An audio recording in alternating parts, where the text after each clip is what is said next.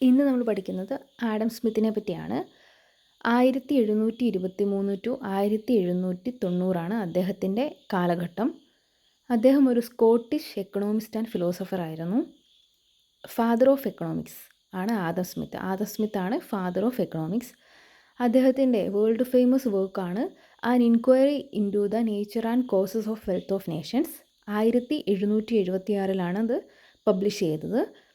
അദ്ദേഹത്തിൻ്റെ പ്രധാനപ്പെട്ട economics related ആയിട്ടുള്ള ഐഡിയോളജീസും അദ്ദേഹത്തിൻ്റെ കൺസെപ്റ്റ്സൊക്കെ ഈ ബുക്കിലായിരുന്നു അദ്ദേഹം പറഞ്ഞത്. അപ്പോൾ അദ്ദേഹത്തിൻ്റെ വർക്കിൻ്റെ പേരാണ് an inquiry into the nature and causes of wealth of nations. 1776 ഇത് പബ്ലിഷ് ചെയ്തത്.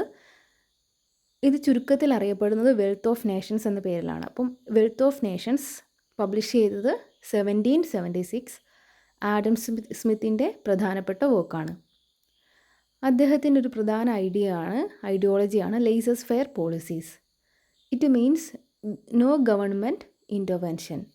അതായത് എക്കണോമിക് ആക്ടിവിറ്റീസിൽ ഗവൺമെൻറ്റിന് ഇൻ്റർവെൻഷൻ വേണ്ട, ഗവൺമെൻറ് ഒരു വിധത്തിലും ഇടപെടേണ്ട. അതായത് ടാരിഫും ടാക്സും ഒക്കെ ആയിട്ട് ഗവൺമെൻറ് ഒരു പോളിസീസും കൊണ്ടുവരേണ്ട ആവശ്യമില്ല. ഇൻഡിവിജ്വൽസിന് ഫ്രീ ആയിട്ടുള്ള ഒരു എക്കോണമി പ്രൊവൈഡ് ചെയ്യുക, അതാണ് ലേസസ് ഫെയർ പോളിസിയിലൂടെ അദ്ദേഹം ഉദ്ദേശിച്ചത്.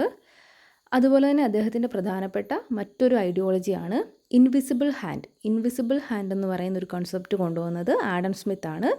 ഇതിൽ അദ്ദേഹം പറയുന്നത് നമ്മുടെ മാർക്കറ്റിനെ ഒരു ഇൻവിസിബിൾ ഹാൻഡ് കൊണ്ട് എന്ത് ചെയ്യും, കൺട്രോൾ ചെയ്യാൻ വേണ്ടി പറ്റും. അതിന് അദ്ദേഹം ഡിമാൻഡ് ആൻഡ് സപ്ലൈ ഫോഴ്സസിനെയാണ് അദ്ദേഹം ഇവിടെ ഉദ്ദേശിക്കുന്നത്. അപ്പോൾ ഡിമാൻഡ് ആൻഡ് സപ്ലൈ ഫോഴ്സസ് മാർക്കറ്റിനെ കൺട്രോൾ ചെയ്തോളും. അപ്പോൾ അതാണ് അദ്ദേഹം ഇൻവിസിബിൾ ഹാൻഡ് കൊണ്ട് ഉദ്ദേശിച്ചത്.